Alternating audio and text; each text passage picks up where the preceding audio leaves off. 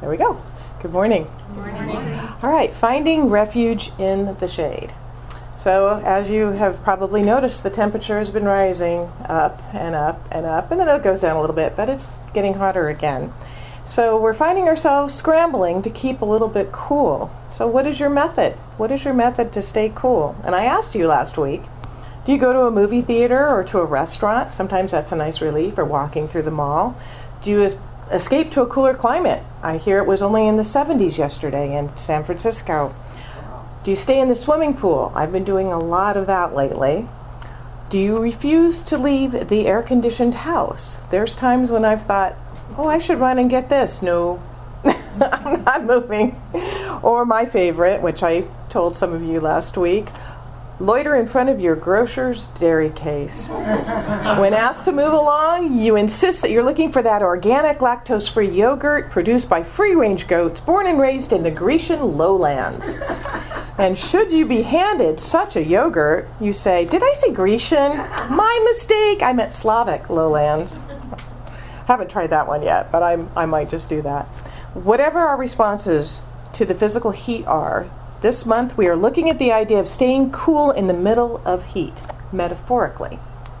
In other words, how do we keep our cool, our spiritual cool, when our lives heat up? When the sun is high in the sky and the thermostat is rising, another way to keep cool is to find refuge in the shade. When life heats up, we might also take refuge in or revert to that internal place in the shade, otherwise known as our shadow side. The term shadow was first used by Carl Jung to describe the repressed or denied part of the self. Robert Bly popularized the idea in his work titled A Little Book on the Human Shadow. In it, Bly said that we are each born into a 360-degree personality. I like that thought. As infants, we express the full breadth of our human nature, all 360 degrees, without editing or censoring. As we grew up, however, we learned that certain slices of our 360-degree pie were unacceptable to the people around us. Maybe we were shamed for crying or punished for being angry.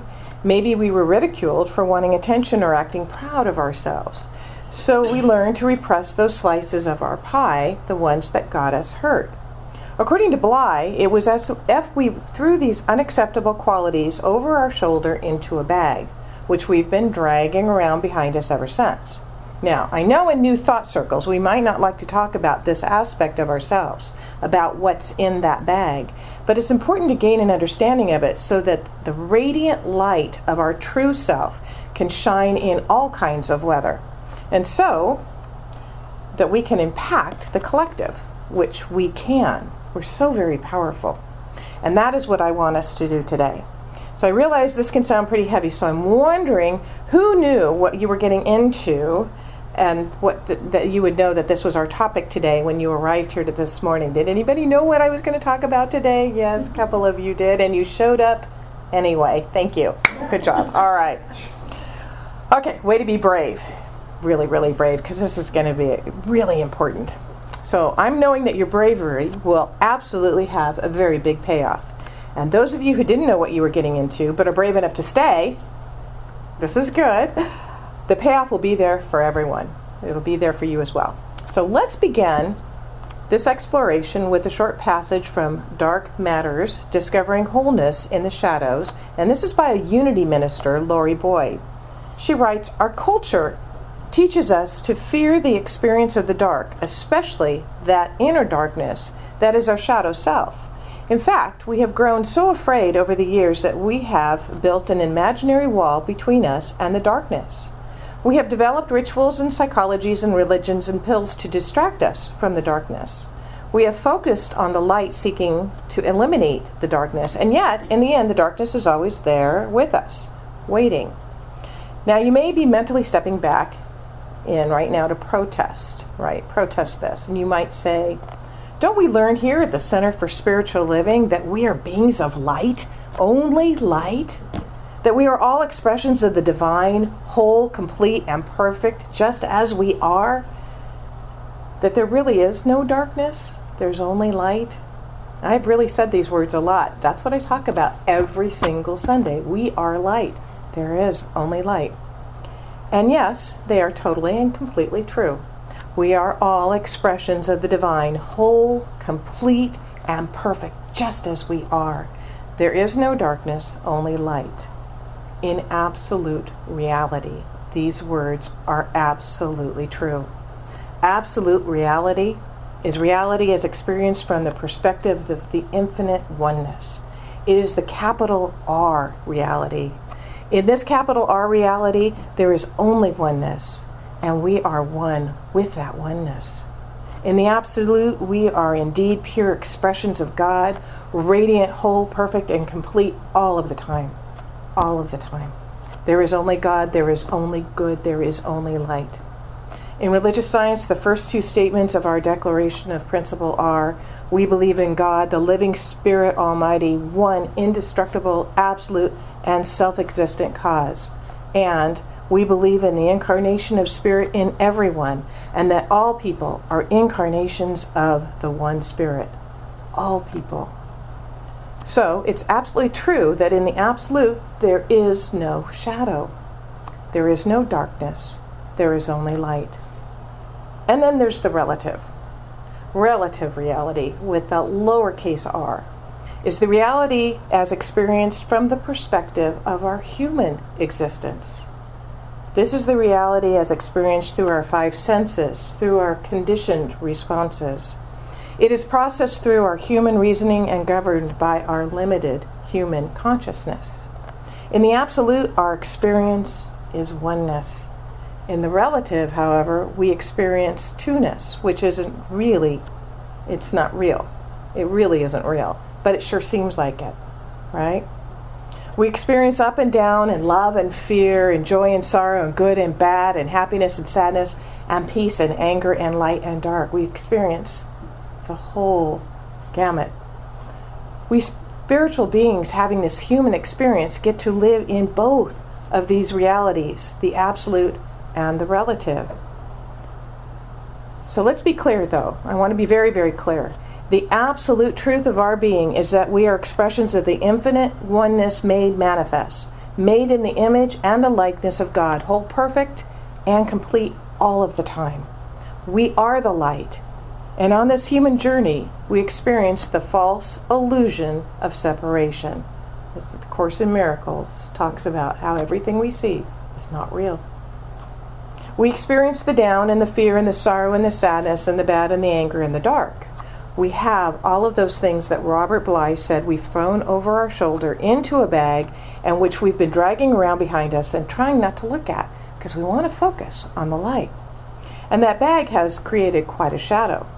And the challenge is it doesn't stay just behind us.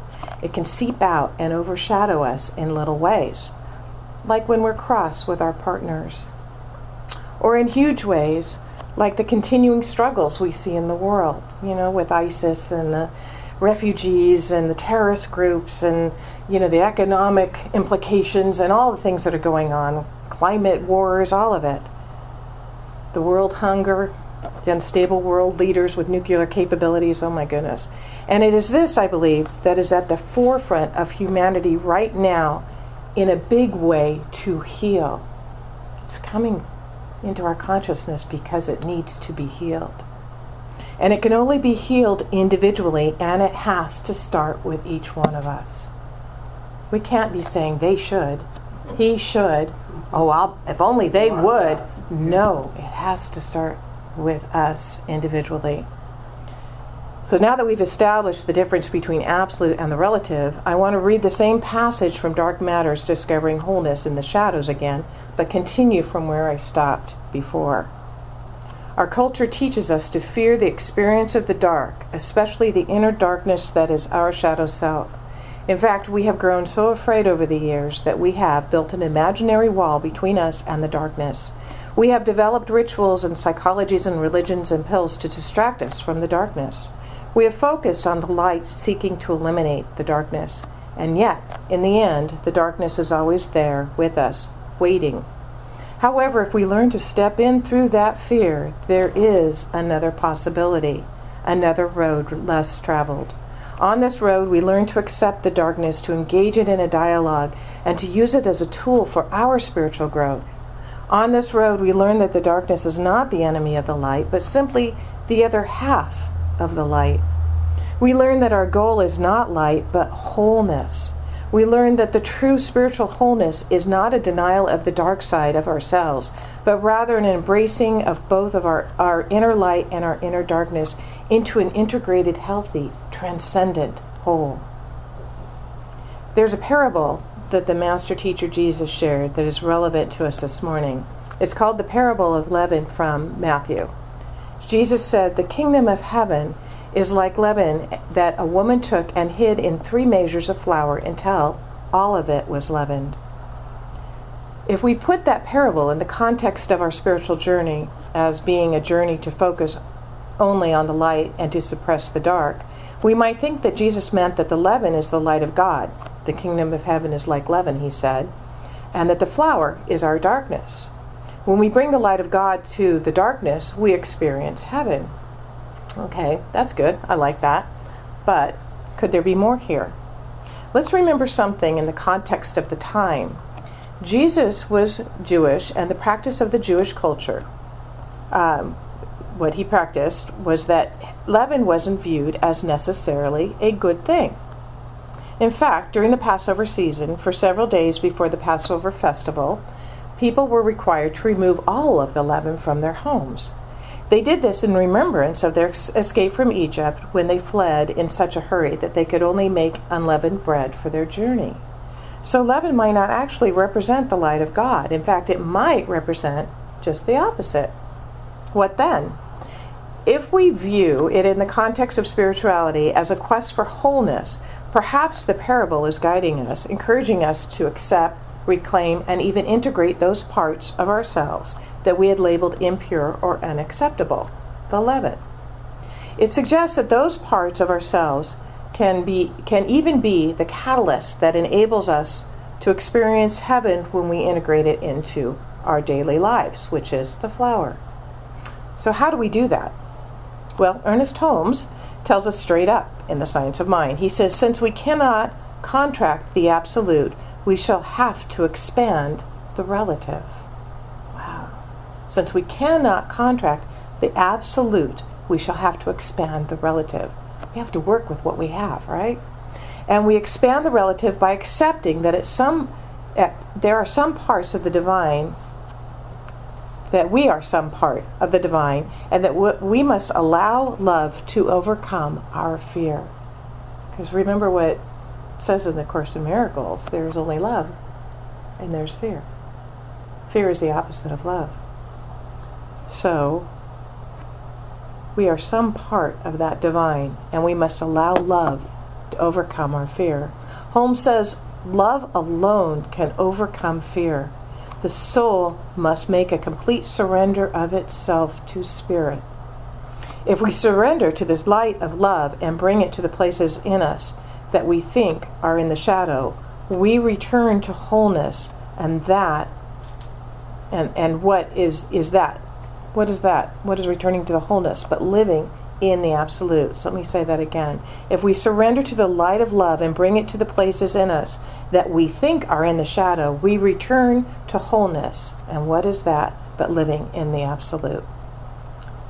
There's a story of a young man named Manuelo who came to visit America from a very, very, very small community in the hills of the Philippines. Everything in the U.S. was new and it was wonderful. There were elevators, telephones, television sets, fire engines, electric lights. He'd never seen these things before, and he was in a state of awe and wonder. Perspective is an interesting thing, isn't it? When the time came to go back to his village, he wanted to carry something from America to show his hillside neighbors and let them know the wonders of this great country. And most of the things were too big or too expensive, but there was one thing that was cheap and small and very wonderful.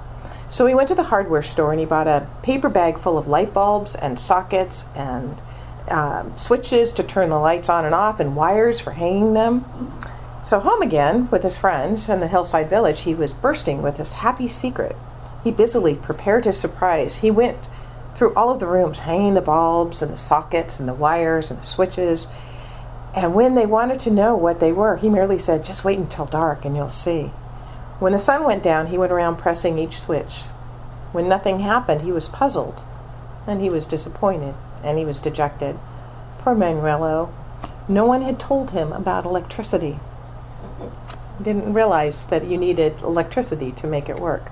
He didn't know that the light bulbs were nothing but glass and wire unless they were connected with the lines through which the power traveled from the power plant. He wasn't aware of the concept of electricity. He wasn't aware of the source of light. But we are. We are aware. Brene Brown in Daring Greatly wrote, "Only when we are brave enough to explore the darkness will we discover the infinite power of our light." Wow. So I wonder if this morning we are brave enough to explore the darkness just a bit by engaging in a dialogue with what we perceive to be an aspect of our darkness. If you're willing to do this, come with me. We're going to do a little meditation if you choose. So get comfortable and close your eyes. Take a deep breath and exhale, emptying your lungs, and then take a deep, slow inhale, filling your lungs. Continue with the deep, slow exhales and inhales as you walk with me in the woods. You will find yourself walking on a path in the woods. It is a sunny day, but under the trees it is cool and it is shady. You will feel a slight breeze on your skin. You smell the scent of pine and you hear the leaves crackle under your feet as you walk. All is quiet and peaceful. You hear the birds singing and you notice with delight a squirrel darting through the trees. You walk along and eventually you come to a small clearing, and in this clearing there is a small house. It looks sweet and friendly. You walk up to the house and you knock on the door. The door opens and a person is standing there. You greet each other, and after a moment you invite this person to come outside and sit with you in the cool shade to talk. As you are walking to the bench, you realize this is an aspect of your shadow self. But unlike before, you're not afraid of it. You don't want to run away or ignore it. In fact, you are intrigued by it. You have some empathy and compassion for it, and you actually want to engage in a dialogue with it. And so you sit down on a bench, and after you've both settled in comfortably, you look the person in the eyes and simply ask, "What purpose do you serve?" What purpose do you serve? And now listen silently as the person speaks. Listen with not only your ears wide open, but with your heart open as well. What purpose do you serve? And when they have finished, ask, "What do you need from me?" Again, just listen with both your ears and your heart. Then ask, "What gift do you have for me today?" And when he or she has answered, you are grateful, very grateful for this gift that they have for you today. As you stand to leave, you ask if they would like to come with you. And you know either way is okay. Whether they return with you or they go back into the house, it's fine. And you walk back into the forest and return along the same cool, shady path, noticing the birds, the crunch of the leaves beneath your feet, and the cool breeze under the shade of the trees, feeling a deep, new connection to the absolute, to your integrated, healthy, transcendent wholeness, ready to be the true light that you are.